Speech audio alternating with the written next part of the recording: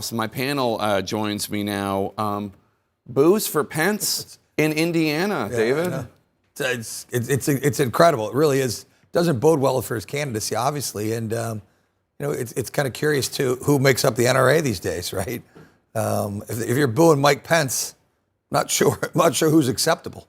Well, it's about the election, right? It's about because Pence did the right thing and upheld the Constitution. That's why they were booing. It's not because of his position on guns. I mean, Mike Pence is very clear where he stands on the Second Amendment and people having the right to bear arms. It's because their guy, quote unquote, Donald Trump, the election wasn't stolen for him. No, but this is an NRA convention. This is an NRA convention, right. not an election convention. I know. I'm saying it's not because of his position on guns. It's because they wanted him to steal the election for them. And so, it doesn't matter. It also is like, then what value is the NRA if you aren't looking for candidates that really protect that's my point, your policy position? Yeah, you're agreeing. What do you make of it all? It's really interesting. The booing sometimes doesn't mean that they're upset with you at the time. Sometimes it's getting you to know we're on you. You better do the right thing. It's a warning. Sometimes it's a warning shot that says, we're coming after you unless you are giving us everything we need. Yeah.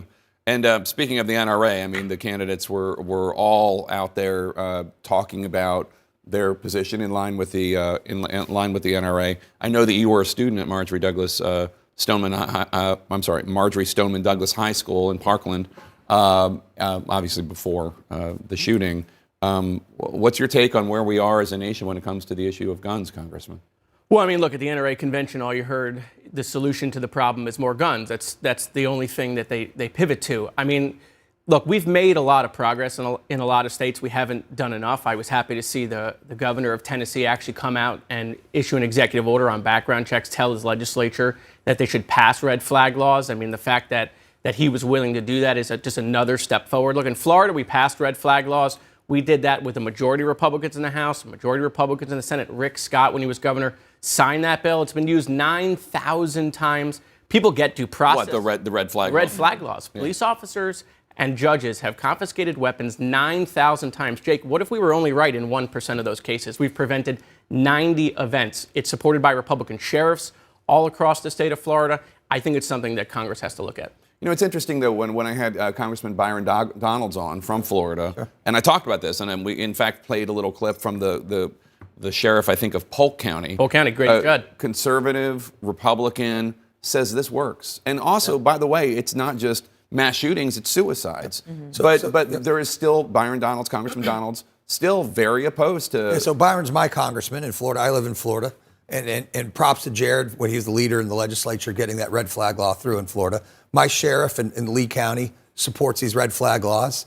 And people don't understand America. Maybe they do understand, but most gun deaths in America, 54% of gun deaths in America are from suicide. Right, suicide. So the majority of gun deaths are from suicide. And these red flag laws do a great service in reducing those. So I agree with Jared in this, and it should be much more widely adopted and used. People aren't having their guns stolen in the middle of the night. No, they get due process, they get a big hearing. It's not a matter of lacking solutions. We know the things that we need to do in a country to prevent these mass shootings and the increased number in suicides. It's a lack of political will.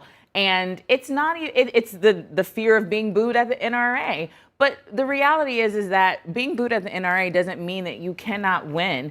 The majority of Americans support the solutions like a red flag law, like a background check. It's just we need to find political leaders who will rise above. They aren't booing Mike Pence because of his gun laws. That's what I was saying. They're booing him because of holding up his constitutional right. So if folks could just forget about the NRA for a second and really talk to the constituents that are going to elect them, I think we could get more done in this country. You were in the Congress. What do you think? Well, I think she's right. Forget everything else and then really vet the person that you are going to be voting for. There's too much of, I heard this. Most of that is not true. I mean, this morning I woke up to really creepy commercials already on the presidential candidacy. So I think we have one of those. She doesn't like the pudding. Well, here it is. This is from a pro-Trump super PAC. It's against Ron DeSantis, about whom there was a story several weeks ago about supposedly he ate pudding with his fingers or something. But anyway, it's purportedly about DeSantis' position on entitlement programs. Take a look. DeSantis has his dirty fingers all over senior entitlements, like cutting Medicare, slashing Social Security, even raising our retirement age. Tell Ron DeSantis to keep his pudding fingers off our money. Oh, and somebody get this man a spoon. Is that the ad you were talking about? It's creepy. I have to say, It's very effective. Look, an it's very effective ad. It's very effective. I don't know where it's run, how much money they put behind it, but we're talking about it on It Sunday is morning. creepy. And everyone else is as well. So it is. And look, it makes the point. It gets it apart. He shouldn't be. The Trump campaign is making a point here, whether it's correct or not, that DeSantis is meddling in things that he shouldn't be meddling in, right? Like Social Security entitlement programs, which are the third rail. 6-week abortion Yeah, ban, yes. one would say. Well, that's your side, right? We can't agree on everything. But it is Donald Trump. So Donald Trump running to the left of Ron DeSantis on these social safety net programs. But every budget that Donald Trump introduced as president contained proposed cuts for Social Security and Medicare. And in 2020, January 2020, he told CNBC entitlements would be on the table. Yeah, and I think that's been the case for Republicans for a very long time. It's why when Joe Biden gave his State of the Union and people were saying, we never said that, where are the receipts? We had a video of people saying Mitt Romney, a host of Republicans saying Social Security has always been on the table for Republicans, Medicaid, Medicare. So I think if the 2024 election is about programs that, again, the majority of American people will support, let's have that conversation. So you worked, and Governor DeSantis. Is he taking too long to get in the race or to at least respond to these pudding fingers attacks and such? Well, first of all, I was there for 2.5 years. I never saw pudding, period.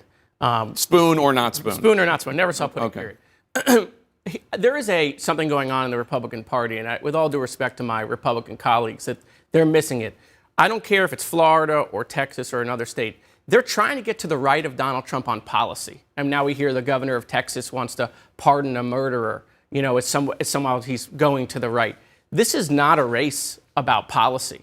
This is a race about personality. That ad about pudding has nothing to do about the Social Security part. No one's focusing on that. They're focusing on the pudding. It's a personal attack. And so, Ron should be running an ad with Donald Trump sitting on the toilet at 3 a.m. in the morning sending out tweets. That's what works on that side of the aisle. Look at Mia Love. You just proposed a more disgusting ad than pudding fingers. I know. Like the pudding one. What is going on? Listen, it's not already. It isn't my primary. Look. I already have to watch and screen what my kids are watching. I think the pudding and that would be really disturbing. Look, it's going to get worse. I promise. It's going to get worse. Well, the point the Congressman's making is the baseline is pudding fingers. Get ready. You're going to have to really monitor what your kids are watching. The interesting thing is, I think we're going to see here is Trump is kind of going to run as the more electable candidate in a general election. He's trying to push these guys to the right. Look, DeSantis is so far to the right, he's going to mess with your entitlements.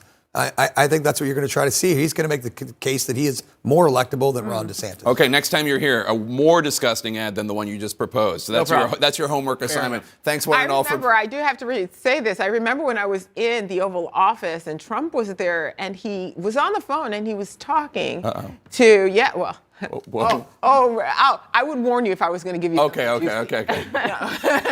No, but he just said, no, those are my people. I'm not going to touch Social Security. Oh, yeah. They're my people. Those are my voters. I'm not going to touch Social Security. It's really interesting. You said it out loud. Because I think that all of these candidates, they don't want to leave any daylight so that they're not criticized later. Very interesting. The same thing with the NRA, same thing with that, going to that convention is the same thing with the abortion bill. Yeah. Thanks one and all for being here.